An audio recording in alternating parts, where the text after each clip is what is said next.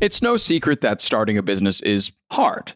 Even if you have an amazing idea, bringing it to life can feel overwhelming.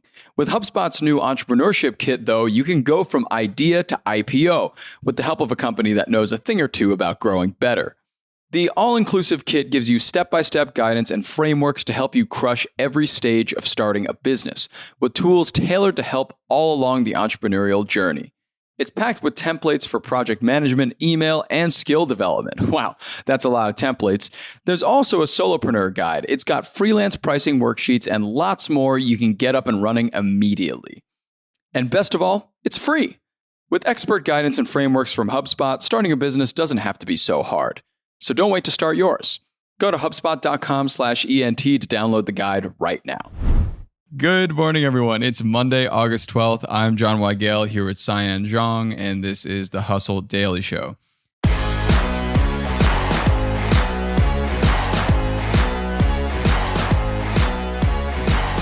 Hair care is one of the latest industries that is seeing rapid growth, pun intended. Partly in thanks to TikTok and other social media outlets, products like hair oil are raking in cash by the million right now, taking the global hair care market to around $100 billion annually. So why is hair care so popular now, and how can you capitalize on it? We're answering that question with Cyan Zhong today, managing editor of the weekly trends newsletter here at HubSpot, who tracked this growing hair care trend. But before that, let's give you the hits and headlines today in business and tech.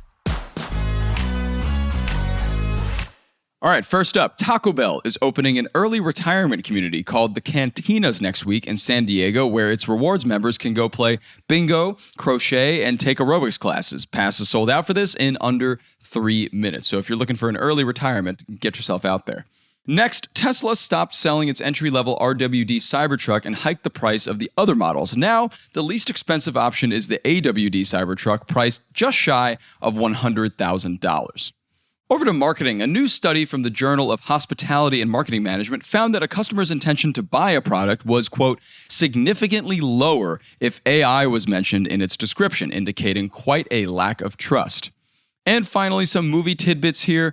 Borderlands is a wildly popular video game series with over 77 million copies sold. You might have heard of it. But its film adaptation rode its D+ cinema score rating to a disastrous $8.8 million opening weekend.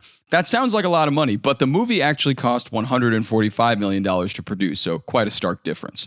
On the other hand, Deadpool and Wolverine has now surpassed $1 billion at the box office. This makes it the second highest grossing R-rated movie behind 2019's Joker. Okay, so as mentioned before, we're joined again by the managing editor of the weekly trends newsletter here at HubSpot, Cyan Zhong, who covered this growing hair care trend. So, Cyan, welcome back yet again, another month. Yeah, always good to be back, John. Great to have you, and excited to talk about hair today. So, first off, can you tell me a bit about how you found yourself researching this growing hair market? Wow, you've really been using that pun for I haven't even intended to. It just keeps coming. I know. It's unintended. I see. I've been noticing and reading articles about it, and I'm like, oh, maybe there's something there. So just, I care about hair. Then you're the perfect person to ask about this. Can you describe why this trend is expanding right now, or what's the big deal about this hair care trend? Yeah, for sure. I mean, trends in fashion and beauty moves fast, as always. But in recent years, I've noticed this thing where people are putting more oil in their hair. Mm-hmm. And whether it's for style points, like greasy hair is kind of in vogue right now, or is using oil to actually protect your hair or make it healthier. Either way, I feel like hair oil is getting a moment right now. And people are really putting more thought into their scalp or caring for their scalp health. So that's sort of how I noticed this trend. And is social media kind of the main driver behind this trend? I assume on your For You page, is it all hair care trends and skincare? Honestly, after I wrote this article, I've gotten a lot more ads on hair care. That is almost like brainwashing me into thinking that I have hair problems. But social media is definitely a driver behind this. You see more influencers, whether it's on social media or even just fashionistas on the runway. You see that greasy hair is a thing, and then people start noticing it. And I definitely think that social media played a role in this. Mm-hmm. Yeah, and social media trends sometimes can be taken at face value as just a trend, but in this case, it seems like this trend is reflecting itself in quite a bit of profits for the hair care industry. Can you tell me a bit about how this reflects in the sales? Yeah, for sure. The sales definitely back it up too. So hair oil sales have grown so much that the growth of this particular niche has surpassed the overall hair category by 1.5x this year. And scalp care products in general, the sales have grown I think 24% year over year. So you can definitely see the numbers are backing up this trend that people are searching for and, buying more hair oils and scalp care products. Yeah, and as you mentioned before, products are really popping off for hair care, and they have been for other industries around beauty, especially skincare. That is just absolutely going crazy right now. It's projected to reach $200 billion by 2031, which is insane. So what do you attribute to these different types of care being very much at the forefront of the industry? So skincare has always been big. And, that is a shift from people putting a lot of makeup to cover up their problems to kind of actually nurturing your skin, foundationally caring for your skin so it looks better. Some of these trends came from Asia, K-beauty, that glowy skin, glass skin trend. And we're seeing a similar trend with scalp and hair. Instead of just styling your hair, people are actually looking inward and seeing how I can nurture my scalp and my hair. Hair oiling is a tradition in South Asian countries as well. And I think it's kind of cool to see that people are embracing this tradition now and really paying more attention to caring about foundational health of your scalp. Absolutely. And where are most people buying these products? Everywhere, but I think Amazon is still one of the biggest channels. Based on their needs, people are either searching for these hair oil products on Amazon or they saw an interesting new product pop up on their social feed and then they go to Amazon to maybe check out. So from what I've heard from people in this business, D2C sales is still pretty low overall compared to say Amazon traffic.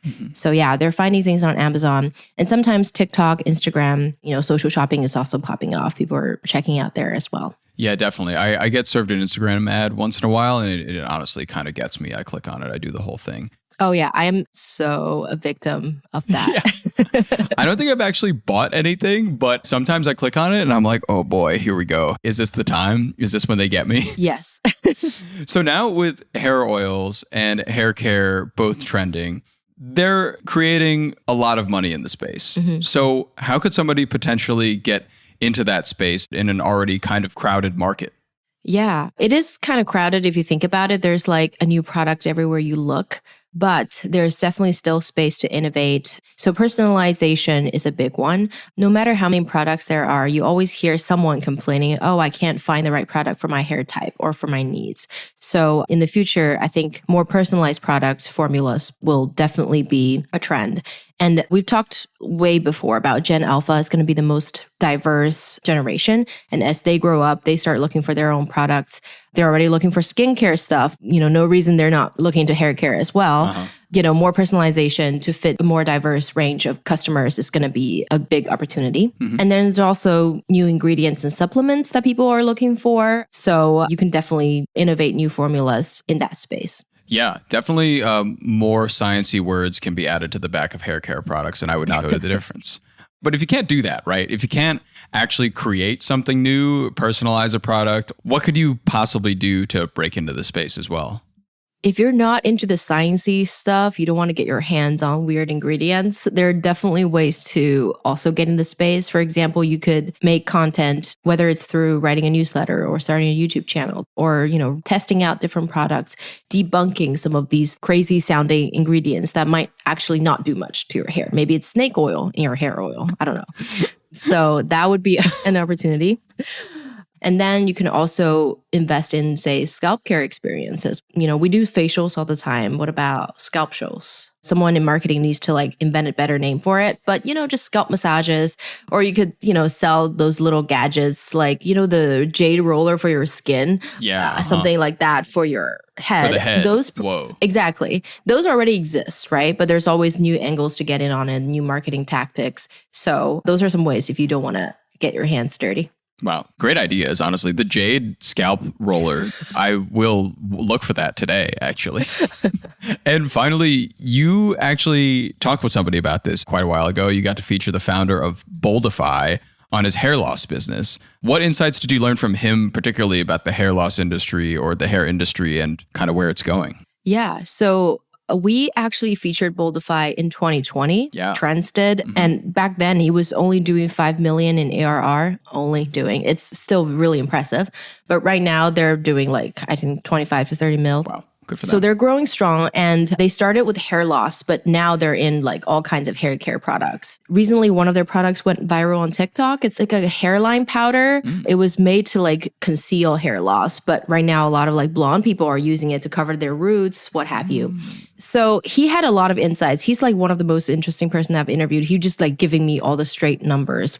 So one of the insights he gave me was he got really good on Amazon early in the days. Amazon helped with customer service and fulfillment for him. And he said getting really good at Amazon, trying all the hacks and tactics there really helped them get that growth momentum early in the days. Today, it might be Amazon for you. It might be Shopify, what have you. But like picking your platform and getting really good at it will definitely help you. And he also said that you don't have to reinvent the wheel when it comes to innovating or creating a new product. He started his company because he was already using a hair thickening product, but it was really expensive. So he had a pricing advantage. And then he basically came up with a product that's more affordable. And that immediately gave him a leg up. Yeah, that's a wealth of information, and good for him that the business has grown so much. And it reflects a lot of what we talked about today in that the hair care business has really, I'm going to say it again, has really grown. I didn't mean it that time. I really didn't. In the past 5 to 10 years. And a lot of the key to that seems to be being really good at Amazon, honestly, being really good at Amazon and social media marketing. Yeah, I think Amazon is a big one. And also being good at TikTok. He was saying really lean on TikTok. If you're in beauty, you're in fashion, you're in these consumer products, TikTok is one of your best bets. You get cheap CPM. It's really easy to share on social media if you get a product that people like, and it could really propel your brand awareness. Well, yeah, that sounds awesome. Well, thank you so much, Cyan, for being here today and sharing some information and insights. For any of the audience looking to get into hair care, go get it done. And I'm going to get me one of those jade rollers for the scalp. So everybody wins today. Exactly. We all need a little hair care and scalp care.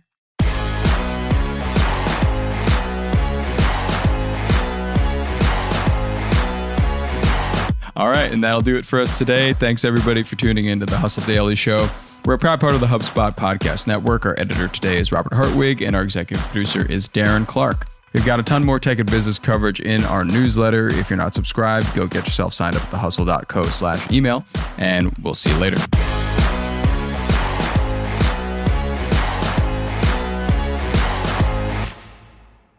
Hey everybody, I've been listening to this awesome podcast lately called Entrepreneurs on Fire. It's hosted by John Lee Dumas, and it's available right now on the HubSpot Podcast Network. Entrepreneurs on Fire stokes inspiration and shares strategies to fire up your entrepreneurial journey and create the life that you've always dreamed of. It offers lots of energy, value, consistency, and it's for anybody who wants to learn more about entrepreneurship. It's super fast-paced and packed with valuable stories about entrepreneurs, their aha moments, their failures, and everything to what's working for them today. Recently, he had on this guest, Ashley Stahl, who talked all about her job at the Pentagon and how she evolved into becoming a top 100 TEDx speaker. She talks about evolving your brand from the ground up, leaning into the skills that you already have to build your brand, and also creating virality. It's a great listen. You should check it out. And you can listen to Entrepreneurs on Fire wherever you get your podcasts.